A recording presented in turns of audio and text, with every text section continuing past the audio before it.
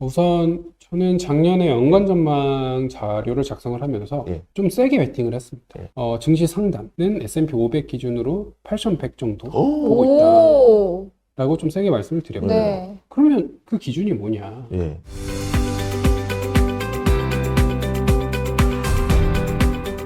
예, 안녕하세요. 안녕하세요. 예, 네. 자기소개 먼저 부탁드리도록 하겠습니다. 네, 안녕하십니까. 저는 키움증권 리서치 센터에서 미국 주식 전략을 담당하고 있는 김세영 연구원입니다. 아, 반갑습니다. 증권가의 원빈으로 불리고 아니, 있어요.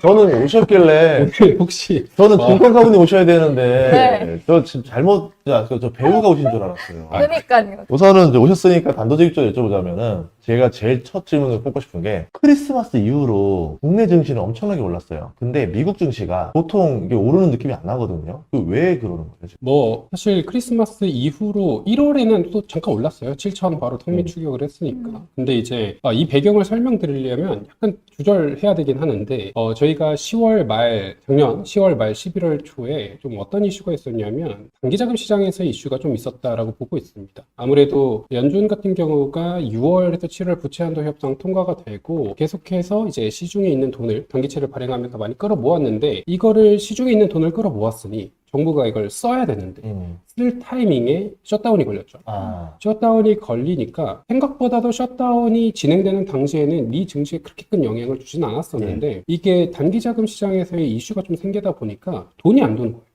전체적인 돈은 많은데 실질적으로 유통되는 돈이 줄다 보니까 공교롭게도 단기자금 시장에서의 이슈가 발생하는 시점과 S&P 500의 이제 수익률을 저희가 한번 비교를 해보면 비슷한 시점에 꺾이기 시작합니다. 그러다가 이제 부채 한도 협상 이후에 이제 셧다운까지 끝나고 정부가 야 이제 돈 쓸 수 있어 라고 하면서 시중에 돈을 풀기 시작하니까 점차적으로 S&P 500도 다시 한번 좀 반등을 하면서 그렇게까지 큰 산타 랠리는 사실 아니었지만 예. 그래도 나름 나쁘지 않은 7천 턱밑 추격을 하면서 6,940 그때는 이제 6,940, 50 정도가 상단이었으니까 그 레벨을 이제 기록을 했던 모습인데 이 국장이랑 비교하면 너무 이제 온도 차이가 좀 있었다 정도고 뭐 미 증시 이제 대표 지수 기준으로 봤을 때는 그렇게까지 나쁜 상승세는 아니었다 좀 이렇게 보고 있습니다. 제가 오신다고 해서 1월에 전망 리포트 쓰신 걸 봤는데 제목이 Stay on Track 이었고 미국 증시를 사륜 구동에 비유하셨는데 그게 어떤 의미에서 말씀을 해주신 거예요? 간단하게 우선 말씀을 드리면 사륜 구동을 바탕으로 증시는 오를 가능성이 있어 보인다가 결론입니다. 결론만 먼저 말씀을 드리면 아직까지 1월의 상승 버퍼는 남아있다 보는데 사륜 구동인 이유는 바퀴가 4개라는 거죠. 네. 그러니까 증시를 끌어올릴 만한 요인이 4가지 정도는 있어 보인다가 그 이제 전망 리포트의 핵심이고요. 가장 베이스로 저희가 깔고 가는 거는 EPS가 우상향할 가능성이 있어 보인다. 여전히 저희 이제 뭐 EPS를 어느 정도 수준이 이제 있어야 높은 거냐? 사실 이 기준이 그냥 EPS가 높다라고 하면 잘 없잖아요. 네. 지금 두 자릿수 성장률을 기록한 지 몇 분기 계속 기록을 하고 있습니다. 근데 이제 저희가 지금 시점을 언제랑 좀 많이 비교를 하냐면 인터넷이 대중화됐을 때의 시점이랑 좀 많이 비교를 하는 것 같아요. 그때 인터넷이라는 게 대중화되면서 생산성이라는 게 많이 개선이 되는 시점, 1990년대 초반이죠. 그리고 지금 시점을 비교했을 때 기업들의 실적이 두 자릿수의 성장률로 계속해서 우상향하는 게 몇 분기까지 이어지느냐? 지금 같은 경우에는 한 7분기 정도, 8분기 이어지고 있는데 과거 같은 경우 사례를 보면 3년에서 4년 정도 계속 이어졌단 말이죠. 그래서 아직까지 지금 EPS에 대한 관점에서 봤을 때, 그러니까 쉽게 말씀드리면 기업들의 실적이 여전히 좋을 것 같다.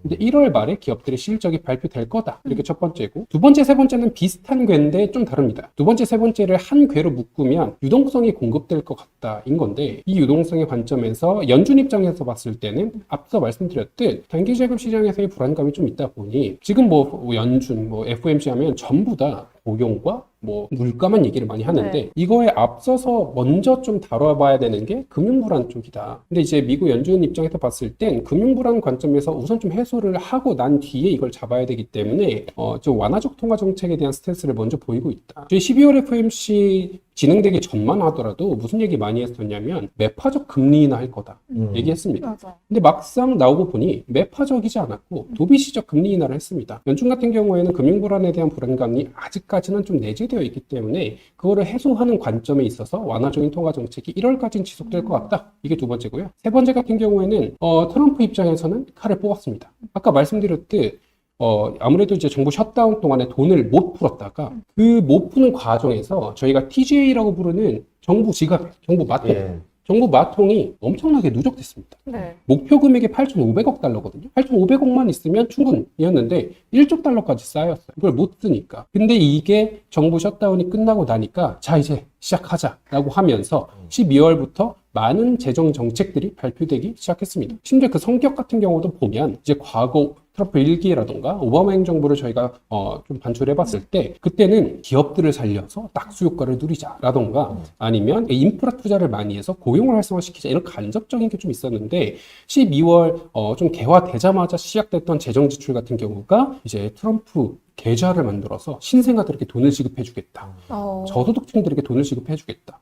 트럼프가 좀 효과가 가시적인 재정 지출을 많이 공개를 하기 시작했습니다. 이거는 이제 제 개인적 판단인데 지금 트럼프 지지율이 되게 낮아져 있는데 중간 선거를 이제 올해 앞두고 있잖아요. 네. 이 낮아져 있는 요인을 살펴보면 가장 지지율을 낮추는 요인이 생활비 정책이 있어서의 불안감입니다. 그러니까 저소득층, 트럼프를 대통령으로 만들어줬던 저소득층들이 등을 돌렸다라는 거고요. 뭐 이거는 모두가 아시다시피 OBBA는 사실 저소득층을 위한 정책이 아닙니다. 세율을 낮춰준다는 건 사실 자산이 형성되지 않은 사람들 입장에서 별 의미가 없어요. 근데 오히려 복지는 줄었어요. 그러다 보니 이 이제 저소득층 관점에서 봤을 땐 등을 돌렸는데 이 사람들의 마음을 다시 한번 이끌어와야 된다가 트럼프 입장에서는 좀 중요한 궤거든요. 이 관점에서 재정 지출을 12월부터 시작을 하기 시작했어요. 그럼 1월 관점에서 봤을 때 1월에 재정 지출을 그만둘 것이냐? 이 흐름은 장기적으로 좀 아직까지 유지될 만한 여지가 있다. 이게 세 번째. 그러면 첫 번째는 EPS고요. 두 번째, 세 번째가 연준과 재무부의 이제 공조인 거죠. 그리고 마지막 네 번째는 생각보다 AI 버블 얘기가 꼭 들어왔습니다. 그러게 말이에요. 많이 들어갔어요. 뭐 이제 가장 저희가 직관적으로 확인할 수 있는 거는 이제 구글에 들어가 보면 트렌드 검색을 할 수 있잖아요. 네. 버블이라는 검색을 얼마나 했니를 저희가 이제 트래킹을 할 수 있는데 그게 12월, 11월까지만 해도 고점을 찍었다가 이게 12월 말 1월로 넘어오면서 상당히 많이 내려왔습니다. 이게 AI 관련된 버블 우려가 좀 많이 줄어드는 상황이고요. 그래서 이게 일종의 유행이에요. 다 이런 게. 여기도 이런 어떤 유행이 막 들었다가 지금은 좀 다시 가라앉고 그리고 이제 많은 얘기들이 돌고 있죠. 이제 과거에 좀 우려를 높였던 것 중 하나가 너희 돈 너무 많이 쓴다 뭐 이런 맞아요. 거였는데 그러면 돈을 너무 많이 쓰는 기준이 뭔데를 다시 한번 따져보면 S&P 500 기준으로 전체 영업이익에서 캐펙스가 차지하는 비중 그러니까 전체 번 돈에서 나중에 그 재투자에 쓴 돈 비율을 살펴보면 2000년, 2001년엔 이게 거의 80%까지 올랐어요. 근데 현재 기준으로 봤을 땐 40%대, 44% 이렇게 나옵니다. 절반이 됐네요. 맞습니다. 절반입니다. 근데 이게 이런 오해가 더 가속화되는 이유는 절대 금액이 커서 그래요. 근데 절대 금액이 커진 이유는 아까 말씀드렸듯 영업이익을 두 자릿수 성장률을 계속 기록하니까 돈 많이 벌었으니까 더 많이 투자하는 건데 그 절대 금액 자체가 상당히 커져 보이다 보니 불안한 거죠. 근데 이게 어느 정도 시장에서 합리적으로 좀 받아들이기 시작했다. 그럼 이 네 가지가 지금 어느 정도는 증시의 상승 여력을 만들어낼 수 있지 않을까라는 기대를 가지고 있는 거고요. 그걸 바탕으로 좀 전망을 한 게 저 자료였습니다. 근데 그 기업들이 돈을 많이 벌었다라고 이제 작년에 말씀을 해주셨는데 보통 주가가 오르면은 밸류에이션이 비싸져야 되는데 IT 섹터는 오히려 낮아졌다면서요? 이거는 되게 오히려 좋은 거예요. 그러니까 돈을 많이 벌었거든요. 네. 그리고 IT 섹터 같은 경우에는 주가 수익률이 좋았는데 이게 방금 말씀하신 게 뭘 얘기한 거냐면 2025년도 뭐 이걸 이제 제가 표를 보여드리면 좋지만 2025년도에 그럼 1년 이제 수익률이 있을 거잖아요. 그럼 1년 수익률을 딱 이제 순서로 매겨요. 1등 뭐 그때는 이제 커뮤니케이션 섹터였고요. 2등 IT 쭉쭉 매깁니다. 그러면 이 수익률은 두 가지 정도로 저희가 브레이크다운을 좀 할 수가 있어요. 첫 번째로는 실적이 얼마큼 올랐기 때문에 두 번째로는 밸류에이션이 얼마큼 높았기 때문에 그러니까 진짜 돈을 얼만큼 벌었니 플러스 얼만큼 오를 것 같니 이 두 개를 더하면 실제 수익률이 나옵니다. 정확히는 이거 더하기 1 플러스 아래 이거 더하기 빼기 1 이게 이제 나오는 건데 아무튼 그렇게 계산을 해보니 IT 섹터 같은 경우에는 오히려 EPS 성장률 그러니까 실적이 되게 좋았어요. 근데 밸류에이션은 오히려 마이너스를 기록했습니다. 밸류에이션이 좀 빠진 거죠. 네. 이 이유는 명확해요. 아까 말씀드렸듯 AI 버블에 대한 우려가 너무 높아지다 보니까 사실 밸류에이션이 높아질 수가 없었던 상황이죠. 기대감보다는 공포감이 좀 더 우위를 보이잖아요. 근데 그런 상황에도 불구하고 IT 섹터가 전체 섹터 11개 섹터 중에 2위를 기록합니다. 실적이 그만큼 좋았다라는 겁니다. 저는 아까 유동성 잠깐 얘기를 음. 하셨는데 그 생각했던 게 아까 지금 계속 단기 쪽으로 유동성 발작이 좀 나오고 있잖아요. 그러면서 단기 국채 매입한다라는 게 그만큼 어쨌든 좋지 않다라는 흔적은 아닌가. 그럼 만약에 오히려 트럼프가 이제 계획하는 걸 하면 유동성을 우리 더 많이 공급했다고 생각하지 않을까? 그래서 이제 오히려 이게 또 유동성이 나중에 위기가 좀 오면 이게 호재로도 작동되지 않겠는가? 이런 생각을 해봤거든요. 그런 것도 좀 반영이 되나요? 그래서. 그런 것들이 말씀하신 부분이 정확히 제가 관련된 자료를 쓰면서 적었던 건데 과거 사례를 통해서 한번 말씀을 드려볼게요. 지금 유동성 발작 언제 한번 있었냐? 저희가 2018년 9월, 10월, 11일 날 무슨 일이 있었냐면 그때 당시에 QT가 중단이 됐어요. QT가 중단이 되고 QE를 안 한다 그랬어요. 근데 QT가 중단되고 그 다음 달에 방금 말씀드린 레포 발작이라는 게 일어났습니다. 레포 시장에 발작이 일어났어요. 순간적으로 단기자금 금리, 저희가 소파를 많이 이제 이거를 기준으로 삼는데 소파 금리가 상당히 위로 튀었습니다. 그래서 그 다음 달에 바로 오케이 QE 전환 시작을 했어요. 그러면 이 3달 정도의 플로우의 S&P 500의 흐름을 저희가 한번 보자라고 한다면 레포 발작이 일어났을 때 그때 당시 S&P 500이 한 5%에서 7% 정도 빠집니다. 쭉 빠져요. 그러고 나서는 오케이 우리가 QE를 전환할게 라고 하고 양적 완화를 시작하고 연말까지 S&P 500이 15%가 다시 한번 오릅니다. 시장은 이걸 한번 학습했어요. 이게 단기자금 시장에서의 불안감이 있는데 만약에 이게 금융 불안의 시스템 리스크까지 이어져서 정말 무너져 버린다면 이거는 뭐 되돌릴 수 없지만 내가 봤을 때 그 정도까지는 가지 않을 것 같아. 근데 지금 뭐 단기자금 시장이 불안하긴 해. 그러면 이거는 시스템 리스크로 연결되는 고리라기보다는 지금 QE로 전환할 수 있는 거를 강제할 수 있는 요인이 되지 않을까라고 시장은 이미 한번 학습했고 기대할 수 있는 거. 그래서 이런 관점에서 증시가 막 그렇게까지 안 빠지지 않나라고 보고 있습니다. 요즘 뜨거운 감자 중 하나가 또 그린란드이잖아요. 그린란드 때문에 요새 증시도 계속 내려가고 있잖아요. 이게 그렇게 빠질 일인가 싶어요. 또. 그니까요. 유럽의 스텔 아메리카 지금 선언을 하고 있고 트럼프는 물러서지 않겠다라고 하는데 어떻게 보세요? 이거는 뭐 아직까지는 오늘 어떻게 될까요? 오늘요? 네. 지금 선물 시장 오르고 있는 상황이잖아요. 예, 아직까지는. 그렇죠. 네, 선물 시장은 다시 한번 반등하고 있는데 뭐 아직까지 저는 탁구 가능성을 있다라고 보고 있습니다. 이제 사실 미국 입장에서도 그리고 유럽 입장에서도 이 그린란드를 가지고 전면전을 벌이는 게 부담일 거다라고 생각을 해요. 물론 그린란드라는 게 가지고 있는 함의는 많습니다. 뭐 첫 번째로는 모두가 알고 있듯 히토리 광산이 거기 있죠. 그리고 두 번째로는 북극 항로가 다시 한번 개척이 되면서 공급망 관점에서의 좀 이제 주도권을 가져갈 수가 있습니다. 세 번째로는 이제 그 항로가 열리고 그쪽 부지를 활용할 수 있게 되면은 방산 관련해서도 거기다 이제 공군기지로도 활용할 수 있는 여러 가지 전략적인 요충지인데 이거 얻는 거 vs 싸워요. 뭐 덴마크 같은 경우가 지금 전략 매도 했잖아요. 연기금에서. 근데 연기금에서 전략 매도한 금액이 그래봤자 1억 달러인데 그 미국 같은 경우 국채 시장 발행 기준으로 봤을 때 얼만큼 이제 일반 시장이 이 국채를 보유하고 있는지 전체 금액을 보면 30조에서 40조 달러. 그러면 1억 달러 vs 30조 40조 달러? 그렇게까지 크진 않는데 근데 미국 입장에선 껄끄러운 게 뭐냐면 덴마크가 이래 버리니 유럽의 8개국이 동참했잖아요. 긁혔어요. 긁혀가지고 이제 으르릉 하는데 근데 이제 그 유럽 측에서 보유하고 있는 국채를 미국채를 전부 다 계산을 한번 해보자라고 하면 대략 3조에서 4조 달러 정도가 나오고요.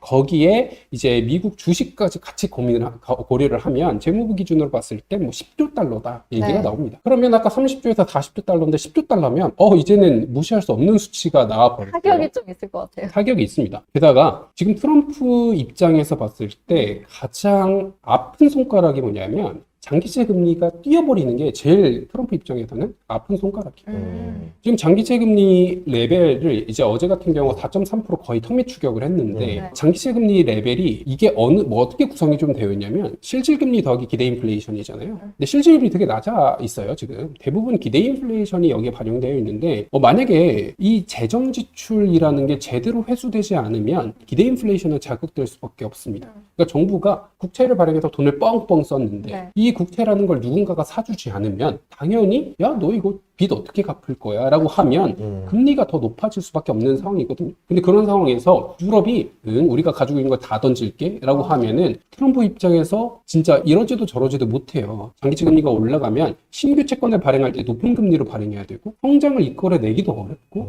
기준금리 인하 주창 외치고 있었는데 정반대잖아요. 그 가능성을 얼마나 보세요? 진짜 던질 수 있는. 유럽이 이걸 던질 수 있는 가능성이요? 퍼센테이지로 말씀드리려는 거예요. 아니 진짜 할 것 같다, 안 할 것 같다. 안 할 것 같다고. 저는 이제 쉽지 않다. 그래서 일종의 쉐도잉 복싱 하다가 서로 이제 하나씩 주고받지 않을까. 왜냐면 유럽 입장에서 봤을 때도 유럽도 당장 그 안에서 파가 좀 날려요. 네. 이제 프랑스 같은 경우에는 강경이죠. 이제 마크롱 같은 경우는 막 세게 얘기합니다. 네. 근데 걔네는 이제 미국에 대한 어떤 수출 의존도가 그 정도 안 커서 그래요. 근데 독일 같은 경우에는 수출 의존도가 되게 큽니다. 네. 그래서 당연히 중도파로 바뀝니다. 그래서 유럽 같은 경우에도 미국이랑 척지는 게 좀 부담스럽고요. 그 다음에 지금 이제 밖에 돌아다니시면 너무 춥잖아요. 그쵸, 너무 춥습니다. 추워요. 이 너무 추우면 저희가 난방 떼야 되죠. 천연가스. 천연가스도 네. 문제가 될 수가 있습니다. 이제 미국 같은 경우에 LNG, 물론 이거는 약간의 공생관계예요. 이제 러시아의 어떤 천연가스 노드스트럼이 막히고 나서 이제 LNG로 수요를 받는 건데 고객이긴 하지만 어찌됐건 공급처를 미국 쪽으로 많이 가져갔단 말이죠. 그리고 이제 이란, 이스라엘 사태 터지면서 다시 한번 유럽 국가들은 느꼈어요. 아, 이게 중동 쪽 천연가스 의존도 익스포저가 크면 불안하구나. 호르무즈 해협이 언제 또 막히게 될지 모르잖아요. 이미 그때 이 사건 이후로 그 해운 업황들의 그 보험료가 너무 올라갔어요. 선주들의. 뭐 그래서 이제 비싸지만 미국산 LNG의 안정적인 공급도 필요하다라는 게 어느 정도는 이제 컨센서스가 자리 잡은 상황이에요. 근데 겨울이 왔어요. 근데 미국이 이제 이걸 공급해 줘야 되는 상황에서 갈등이다. 그러니까 유럽 입장에서도 되게 머리가 아파요, 사실. 근데 세게 정치적 관점에서 세게 질렀지만 네. 미국도 그렇고 유럽도 그렇고 지금 미국은 이제 트럼프 입장에서는 얼른 지지층을 회복해야 되는데 당장 이래 버리면 금리가 또 올라가면 이게 금리 쪽에서 되게 민감하거든요. 그리고 특히 얼마 전에 트럼프가 MBS 강제 매입 우리가 해주겠다 2500억 달러 얘기를 했는데 그건 어쨌든 부동산 가격 낮춰주겠다 이런 거잖아요. 근데 지금 당장 장기 금리가 올라와 버리면 장기 금리랑 연동돼 있는 모기지 금리도 같이 뛰어요. 여러 가지 관점에서 트럼프도 부담이고 네. 유럽도 부담이다. 그러면 합리적인 상황을 저희가 가정한다면 적당히 싸우고 적당히 얘기하다가 적당히 화해하지 않을 건데 그러면 언제까지 싸울 거냐? 네. 이거는 여기서부터는 소설을 한번 써보자라고 한다면 네. 첫 번째, 우선은 이건 나름 공신력 있는 소설이 2월 1일이 이제 10% 얘기잖아요. 그 전에 해소되지 않을까? 이 첫 번째 소설. 두 번째 소설 같은 경우에는 어제 발표됐죠. 대법원 판결이 나오지 않을 거다. 그리고 4주 휴일을 들어갔습니다. 그러면 2월 20일 정도가 다시 한번 발표될 거다라고 하는데 그럼 2월 말 정도에 저희가 그때 이제 미래를 갖다고 생각해 볼게요. 지금 현재 기준으로는 대법원이 위헌을 낼 거다라는 게 더 높은 확률인데 그럼 트럼프가 위헌이 결정이 났어요. 예를 들어. 그래서 법적 근거가 사라졌어요. 네. 물론 이제 무역 다른 법안을 가져오면 생기겠지만 이것까지 가져오는 데는 시간이 좀 걸려요. 근데 지금 당장 법적 근거가 없는 관세로 유럽을 압박하는 게 이상해요. 그러면 이 두 가지에 대한 어떤 머리 아픔이 당연히 있을 거기 때문에 대법원 판결에 대한 어떤 노이즈가 더 심화되기 전에 그래서 이제 사람들이 약간 피로해요. 이제는 또 맞아요. 저런다 이러면서 이게 이제 미국 안에 이제 시민들도 마찬가지란 말이죠. 이게 더 극심해지기 전에 어느 정도 좀 쉐도잉 하면서 자 우리가 그러면 매입 안 하고 장기 대여 어때? 100년, 100년인데 이런 식으로. 예. 맞습니다. 뭐 여기는 이제 알 수 없어요. 예. 이제 실무진들의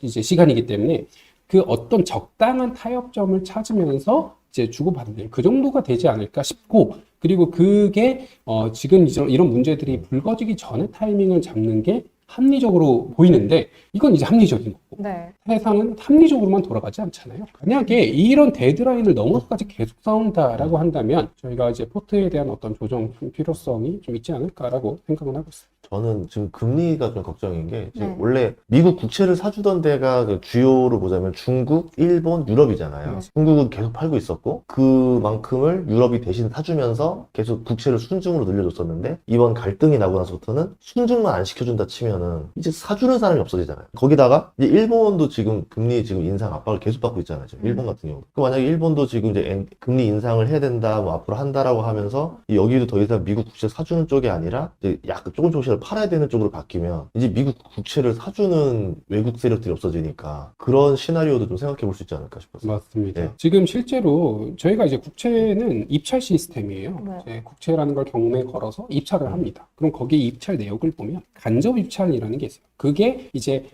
자국 말고 외국에서 얼마큼 사주니? 이게 간접 입찰인데 그 간접 입찰 규모를 보면 저희가 대략 이제 트래킹을 할 수가 있거든요. 말씀하신 대로 일본은 지금 미국채를 사줄 만한 상황이 아니에요. 다카이치가 지금 뭐 중요성을 다시 한다고 하면서 계속 오히려 머리가 아픈 상황이고 이제 계속 금리를 올리고 있고 그래서 대부분 일본이 사준다라는 건 주체를 좀 더 명확히 하자면 사실 일본의 생명보험사들이 많이 샀습니다. 근데 일본의 생보사들이 아니 이제 우리 금리도 이 정도면 굳이 우리가 해지 비용 다 감안해보면 이거 또이또인데 라고 생각을 해버릴 수도 있고 그래서 금리 더 올린다면 그러면 굳이 일본이 이제 투자해놨던 해외 채권들을 다시 한번 환수할 수 있는 가능성 그럼 오히려 말씀하신 대로 반대로 가는 거죠. 물론 이거는 경제적으로는 이렇지만 이게 이렇게 돌기는 어려워요. 왜냐하면 이제 미국과 일본의 관계라는 게 있기 때문에 옛날에 일본이 이제 금리 인상에 대한 통화 정책 막 얘기하고 옛날 이제 YCC 컨트롤이라는 걸 했어요. 이제 상단 하단을 이제 묶어놔서 했는데 이거에 대한 상단을 바꾸려는 정책을 얘기할 때 이거 발표 이틀, 3일 전에 옐런 의장이 일본으로 날라왔습니다. 그래서 뭐 얘기하고 넘어갔어요.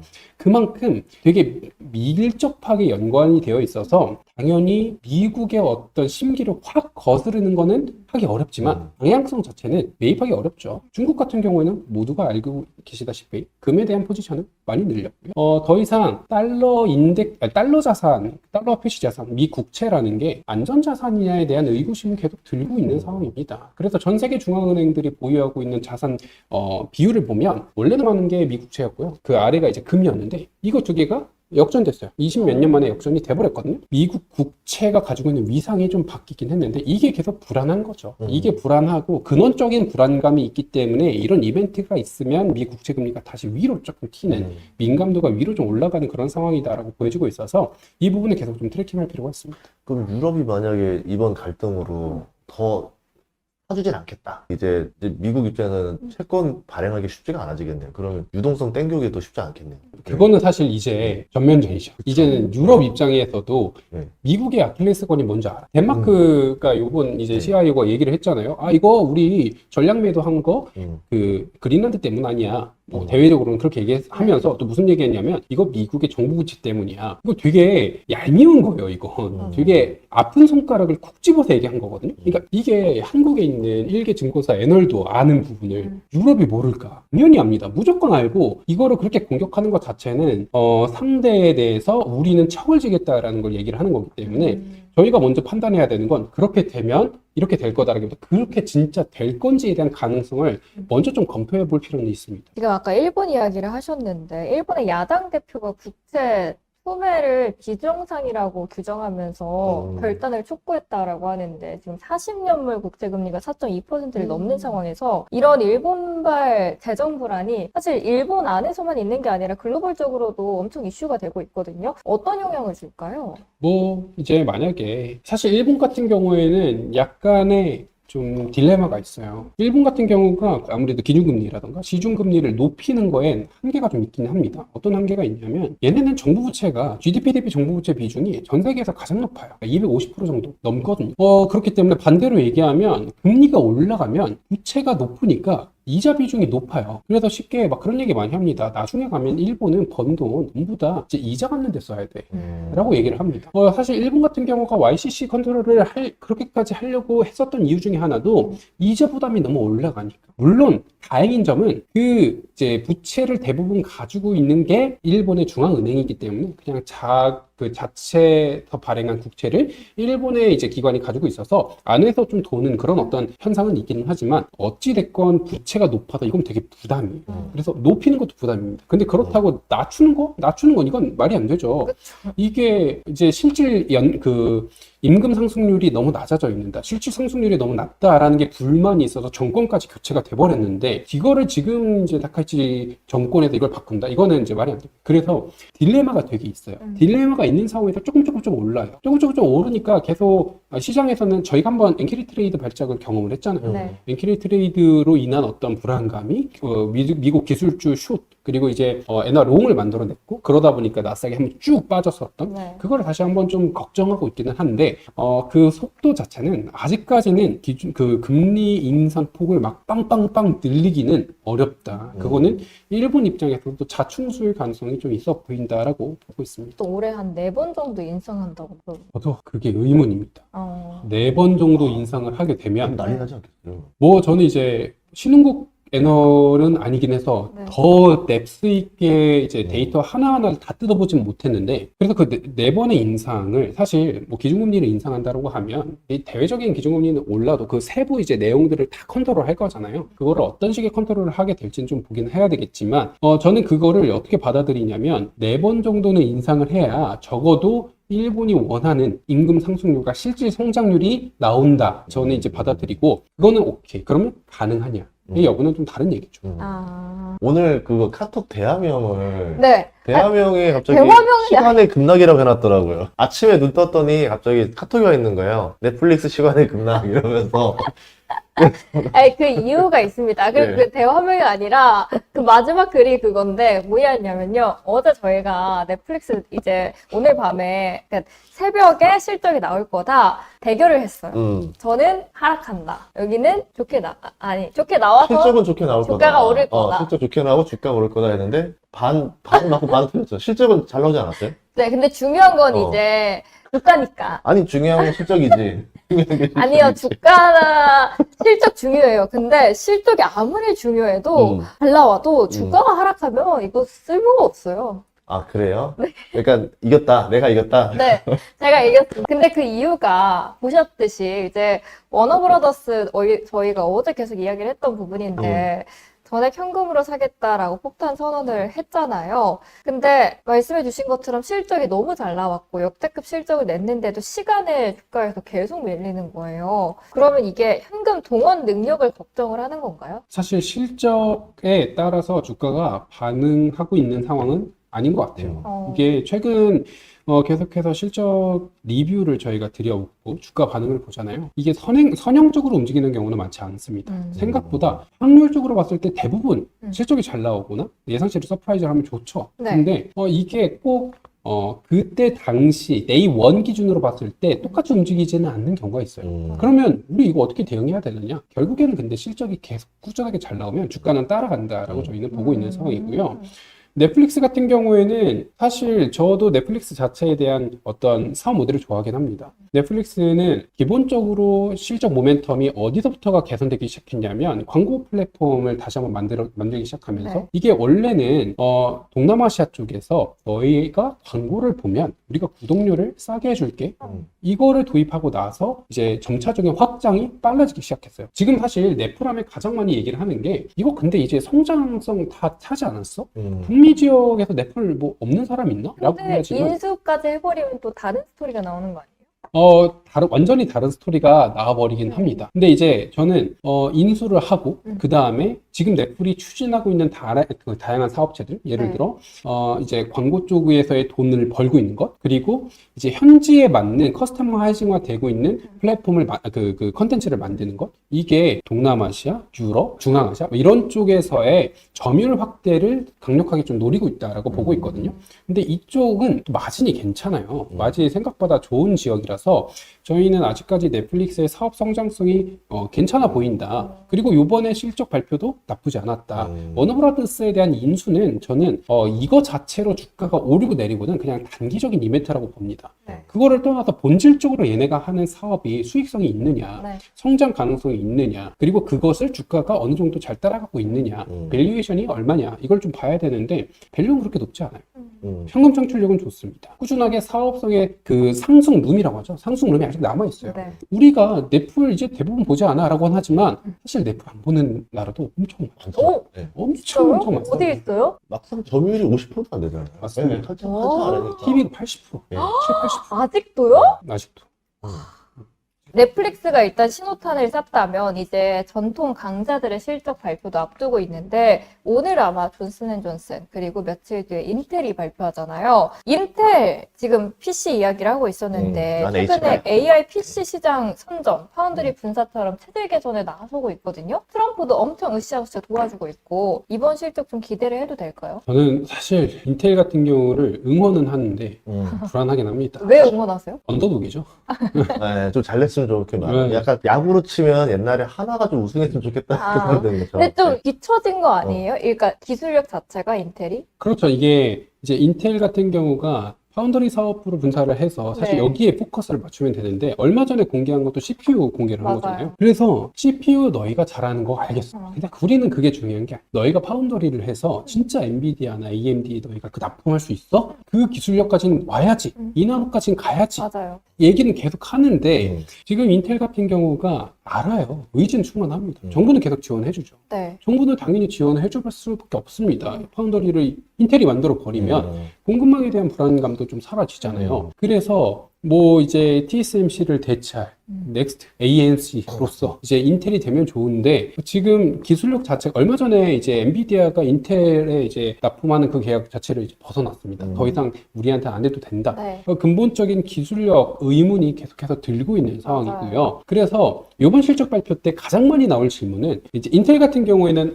우리가 이 정도로 CPU를 잘하고요. 얘기를 할 겁니다. 근데 이제 질문에서는 파운더리 얼만큼 됐냐, 너희들 기술력이 얼만큼까지 올라왔느냐에 대해서 되게 디테일하게 질문이 들어올 거고 얘네들이 결국에는 쇼앤프로브를 해야 되는 건 빅테크와의 수주 계약 소식이 들려야 됩니다. 이게 사실 메인이에요. 네. 이거 아니고선 큰 의미가 없어요. 나머지는 잔잔바리라고 보여지고 있는데 빅테크와의 수주 계약 소식이 언제쯤 있어가 들어올 거고 만약에 여기서 조금이라도 우회하는, 회피하는, 뭐 긍정적이지 않은 발언이 나오면 주가 같은 경우는 다시 한번 좀 힘들겠죠. 힘든데 저는 개인적으로 사실 우리가 A라는 회사랑 계약했어. 이런 게 나오면 쭉 올라가면서 얼마나 좋겠어요. 근데 이제 불안감이 오히려 더 크다. 그러면 인텔이 수주를 못하게 되면 삼성전자가 수주를 대신할 수도 있는 상황이 나올 수도 있겠네요. 근데 이미 사실 네. TSMC랑 삼성전자나 SK하이닉스나 이미 수주를 가져가 있는 상황이잖아요. 거기서 인텔이 가지고 있는 걸 뺏기는 차원은 아니고 여기는 이미 공고하고 그럼 여기를 따라잡아서 인텔이 여기 있는 걸 가져오는 뭐 그런 차원인 건데 게다가 지금 어쨌든 공급 대란이에요. 칩, 뭐 루빈, 울트라 전부 다 공급 대란입니다. 병목도 계속해서 일어나고 있고요. 이거에 따라서 이 파이가 커지는 속도는 되게 빠른데 이 파이가 커지는 속도를 실제 공급단에서 따라오지 못하잖아요. 이거를 따라가주는 기술력이 있다면 좋을 텐데 아직 그 부분이 있어서는 좀 부족하지 않나라고 보고 있습니다. 그러면 또 핵심적인 걸 여쭤보자면은 26년에 네. 증시가 좀 미국 증시가 좀 많이 오를 수 있는 해인가요? 분위기 자체 요소들이 아니면 조금 오를 정도밖에 안 되나 좀 궁금하거든요. 우선 저는 작년에 연간 전망 자료를 작성을 하면서 예. 좀 세게 베팅을 했습니다. 예. 증시 상단은 S&P 500 기준으로 8,100 정도 오! 보고 있다. 오. 라고 좀 세게 말씀을 드려요. 네. 그러면 그 기준이 뭐냐? 예. 이렇게 좀 말씀을 드려보면 되는데요. 어찌됐건 올해 계속해서 이어질 테마는 저는 기업들의 특히 IT 섹터 중심의 EPS 성장은 지속될 거다라고 보고 있습니다. 그러면 아까 두 분이 계속 말씀하셨듯 실적이 오르는 것, 네. vs 주가가 오르는 것, 이게 사실 바리카리 할 수 있잖아요. 만약에 지금 성장 속도대로 EPS, 그러니까 실적이 계속해서 오른다. 뭐 팩트셋 기준으로 봤을 땐 13.7% 오른다. 뭐 이런 얘기 계속 합니다. 그러면 만약에 실적이 계속해서 잘 올라간다. 근데 주가가 실적이 오른 만큼만 잘 따라간다면 그러면 이제 상단이 몇 정도로 계산이 되냐면 7,500 정도로 이제 저희가 모델링 추정을 했을 때 밸류에이션이 나옵니다. 그러면 저희는 여기에 몇 가지 요인을 더 넣어요. 몇 가지 요인을 더 넣냐면 첫 번째, 아직까지는 미국 경기가 위험하지 않을 거다. 노랜딩, 뭐 골디락스, 소프트 랜딩, 뭐 이 세 개 중에 하나일 가능성이 아직까지는 높아 보인다. 두 번째로는 유동성이 재무부와 연준 차원에서의 공조로 유동성이 공급될 거다. 그러면 경기는 안정적이고 유동성이 공급되면서 실적은 계속해서 우상향하는 요 세 가지 흐름이 동시에 지금 올해 펼쳐질 가능성이 있어 보인다라고 본다면 그럼 자, 과거에 이 세 가지 요건이 충족되어 있었던 해는 언제였고 무슨 일이 벌어졌지? 를 저희가 한번 봅니다. 제가 봤을 때 2010년, 12년, 19년, 21년 그리고 이제 작년이었는데 그때 공통적으로 일어났던 변화가 뭐였냐면 S&P 500의 밸류에이션이 리레이팅. 지금 현재 S&P 500의 이제 포워드 밸류에이션, 포워드 PER이 22.3배 이렇게 나옵니다. 근데 8,100은 그럼 뭐냐? 8,100은 24배를 저희가 추정한 거예요. 24배를 터치했을 때 그때가 8,100이다. 그럼 과거 같은 경우에도 과거에 이런 어떤 세 가지 공통 분모가 겹쳤을 때 증시는 리레이팅이 됐습니다. S&P 500 기준으로 봤을 때 18배에서 20배, 20배에서 22배 이런 식으로 2배 정도의 리레이팅이 있어 왔더라. 그럼 올해 같은 경우에도 요 전제 조건이 무너지지 않는다는 가정 안에서는 24배까지 우리가 바라볼 수 있지 않을까. 그럼 24배를 기준으로 저희가 이제 모델링 했을 땐 물론 갔다가 한번 꺾이는 거는 저희가 감안하고 있습니다. 이거 꺾일 가능성은 분명히 있어요. 근데 이제 그걸 감안하더라도 이제 8,100 정도를 얘네가 한번 터치하려고 시도하지 않을까 정도로 예상을 하고 있고요. 그래서 좀 세게 불었습니다. 그럼 전제는 어쨌든 이 빅테크가 이익 성장이 잘 나와야지 이게 다 가능할 수 있다는 얘기들이네요. 맞습니다. 예. 근데 지금 이제 빅테크의 이익 성장 가시성이 높다라고 판단내고 있는 이유는 수주 잔고가 너무 많이 쌓여 있어요. 수주 잔고는 이미 계약을 체결한 거거든요. 이미 체결된 계약이 너무 많이 쌓여 있습니다. 네. 이거는 앞으로 더 쌓일 거예요. 뭐 요번에 CS 2026을 통해서 저희가 확인할 수 있는 건 에이전틱 AI와 피지컬 AI로의 전환이잖아요. 그 전환 과정에서 계속해서 추가적인 퍼포먼스는 보일 만한 가능성이 있을 거다. 실적은 계속해서 우상향하고 칩에 대한 공급은 확장이 되고 결국 이제 로우 데이터를 더 많이 학습해야 되고 더 빠르게 학습해야 되는 세상이 오고 있는데 그 과정에서의 지금 실적 가시성은 높지 않을까라고 보고 있습니다. 그럼 이제 어쨌든 왜냐면 이제 지금 우리 서학개미 분들이 네. 너무 슬퍼해. 그러면 보시는 게 약간 전략 후강으로 보시는지 아니면 그냥 잠깐 쉰 거지 다시 상반기부터 다시 또 달릴 거라 좀 보시는지 어떻게 보세요? 뭐 저희는 아직까지는 상반기 랠리를 보고 있고요. 이제 뭐 큰 의미 없기는 한데 이제 상고하저 뭐 이렇게 많이 얘기를 하죠. 상고하저를 좀 보고 있는 상황이고요. 왜냐면 지금 그것도 있잖아요. 연준 의장 바뀌는 것 때문에 제가 궁금했던 것 중 하나인데 워시가 만약에 되게 된다라고 하면 워시가 했던 주장이 좀 독특한 주장을 하더라고요. 금리 대차 대조표를 줄이겠다라고 말했잖아요. 그러면 단기 금리가 떨어지면서 오히려 그 돈들이 시장으로 들어가면서 경기가 좋아지고 뭐 괜찮아질 거다라고 하는데 그거에 동의하시는지 아니면 반대로 좀 생각하시는지 궁금했거든요. 사실 일반적으로는 반대죠. 예. 일반적으로는 대차 대조표를 확대한다. 대차 대조 확대를 통해서 자산과 부채가 있으면 부채가 이제 연준 입장에서 이거 좀 쉽게 설명드리면 연준 입장에서 통화를 발행하잖아요. 통화를 발행하면 우리한테는 그 통화가 지폐고 돈이지만 연준 입장에서는 부채예요.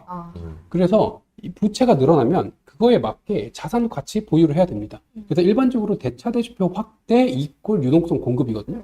근데 이거를 축소한다라는 건 사실 뭘 어떻게 축소할 거냐를 저희가 좀 더 지켜보긴 해야 되겠지만 이제 이 아이디어는 이런 것 같아요. 단기채에 대한 어떤 지금은 발행 비중을 단기채를 중심으로 이제 발행을 하고 있습니다. 이제 연준 같은 경우가 매 분기마다 이제 계속해서 우리가 채권 조달을 어떻게 할 건지에 대해서 발표를 하는데 거기 보면 단기채에 대한 조달이 많아요.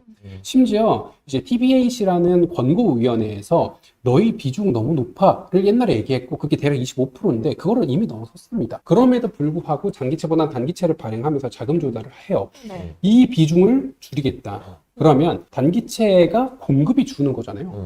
공급이 주면 가격이 올라가겠죠? 그럼 금리는 떨어지겠죠? 그럼 금리가 떨어지니까 그만큼 납부해야 되는 어떤 국채 이자가 줄어요. 지금 재정 지출 관점에서 봤을 때 너희들이 얼만큼 재정 지출을 하니를 보면 그냥 재정 지출 규모로만 보지 않습니다. 그 재정 지출과 실제 국채에 대한 어떤 이자를 제외한 진짜 재정 지출 이걸 두 개를 나눠서 보거든요. 근데 만약에 단기채에 대한 비중을 축소한다라고 하면은 단기채에 대한 공급이 주니까 가격이 올라가고 금리가 내려간다. 이꼴 전반적인 어떤 그 갚아야 되는 이자가 줄어들 수 있을 거다. 그러면 재정 지출 관점에서 봤을 땐 전체적인 금액은 줄어도 그 안에서의 비중, 그러니까 국채 이자를 갚아야 되는 비중이 주니까 그럼 재정 지출 금액만 봤을 땐 늘어나면서 시장의 유동성이 공급될 거다. 뭐 이런 로직으로는 설명이 가능한데 사실 일반적인 로직은 아니긴 합니다. 그래서 여기를 이렇게 얘기하려면 더 많은 부수적 설명이 사실 들어가야 돼요. 이게 대차 대조표를 축소하면서 우리가